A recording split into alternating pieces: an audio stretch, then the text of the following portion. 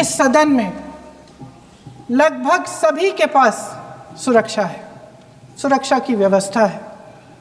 हम जहां भी जाते हैं हमारे साथ सुरक्षा कर्मी आते हैं। आपको भी मिल जाएगी, आप मंत्री बन जाएंगे, आपको भी मिल जाएगी। मैं मजाक की बात नहीं कर रही हूँ, मैं मजाक की बात नहीं कर रही हूँ, थोड़ा सा धैर्य रखिए। उस दिन पहलगाम में 26 परिवार उजड़ गए।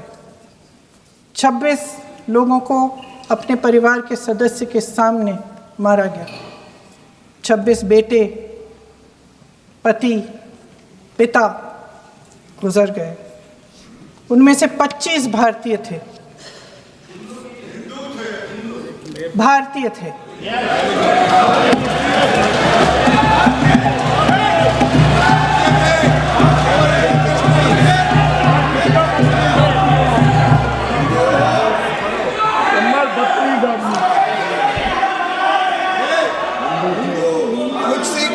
जितने भी लोग बैसारन वैली में थे और जो 25 भारतीय मारे गए, उनके लिए कोई सुरक्षा नहीं थी, कोई सुरक्षा नहीं थी। आप कितने भी ऑपरेशन कर डालें, आप इस सच्चाई के पीछे छुप नहीं सकते, इसे नकार नहीं सकते। आपने उनको सुरक्षित नहीं किया। कोई शर्म नहीं है, कोई शर्म नहीं है, कोई शर्म नहीं है और ना कभी होगी। सुन लीजिए, सुबह भी मैं शिव मंत्र बोल के आई हूं। इनको क्या पता शिव मंत्र क्या है? शिव मंत्र खत्म कर लूं अपना भाषण। शिव मंत्र मैं एक बार उन 25 भारतीयों के चुप रही।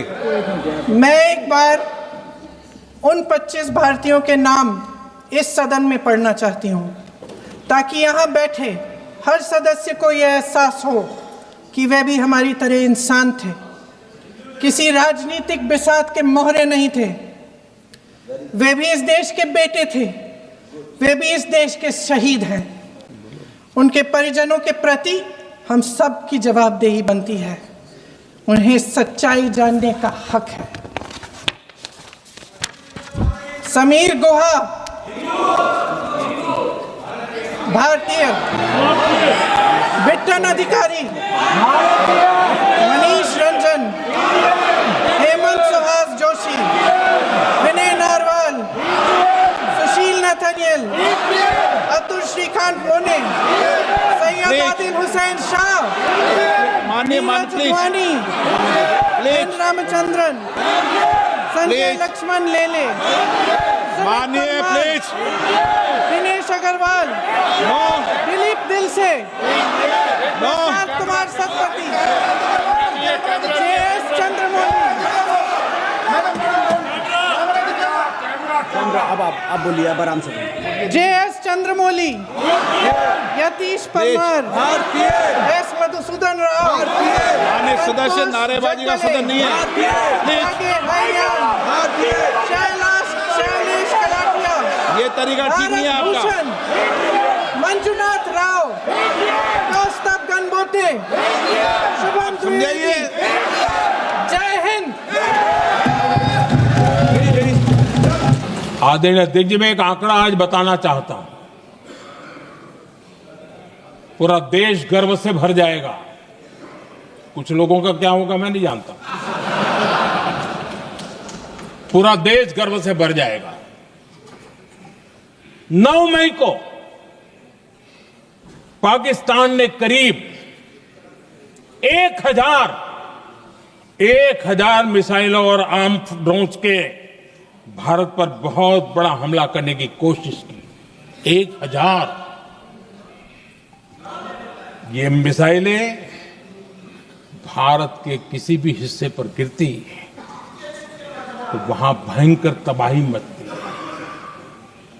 लेकिन 1000 मिसाइल्स और ड्रोन्स को भारत ने आसमान में ही चूर चूर कर दिया।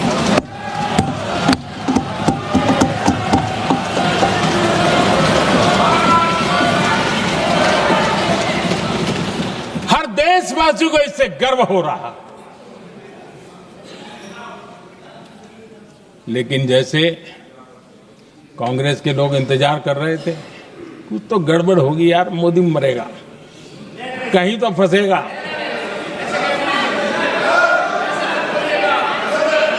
पाकिस्तान ने आदमपुर एयरबेस पर हमले का झूठ फैलाया, उस झूठ को बेचने की भरपूर कोशिश की, पूरी ताकत लगा दी। मैं अगले ही दिन आदमपुर पहुंचा और खुद जाकर के उनके झूठ को मैंने बेनकाब कर दिया। तब जाकर के उनको अकल ठिकाने लगी कि अब ये झूठ चलने वाला नहीं है। आदरणीय अध्यक्ष जी, जो हमारे छोटे दलों के साथी हैं, जो राजनीति में नए हैं, उनको कभी शासन में रहने का अवसर नहीं मिला, उनसे कुछ बातें निकलती मैं समझ सकता हूं। लेकिन कांग्रेस पार्टी ने इस देश में लंबे समय तक राज किया है, उसको शासन की व्यवस्थाओं का पूरा पता है, उन चीजों से वो निकले हुए लोग हैं, उनके लिए शासन व्यवस्था क्या होती इसकी समझ पूरी है, अनुभव है उनके पास। उसके बाद भी विदेश मंत्रालय तुरंत जवाब दे, उसको स्वीकारना नहीं, विदेश मंत्री जवाब दे, इंटरव्यू दे, बार बार बोले, उसको स्वीकारना नहीं, गृह मंत्री बोले, रक्षा मंत्री बोले, किसी पर भरोसा नहीं। जिसने इतने सालों तक राज किया, उनको देश की व्यवस्थाओं पर अगर भरोसा नहीं है, तब शक उठता है कि क्या हालत हो गई है इनकी। आदरणीय अध्यक्ष जी, अब कांग्रेस का भरोसा पाकिस्तान के रिमोट कंट्रोल से बनता है और बदलता है।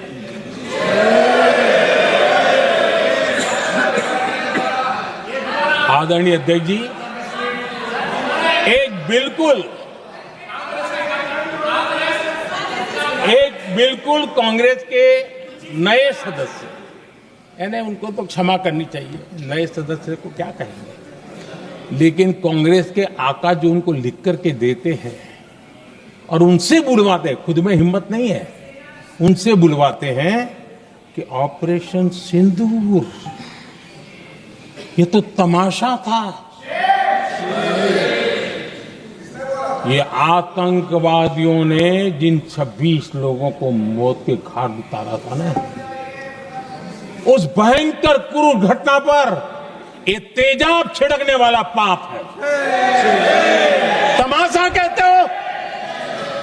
आपकी असहमति हो सकती है, और ये कांग्रेस के नेता बुलवाते हैं।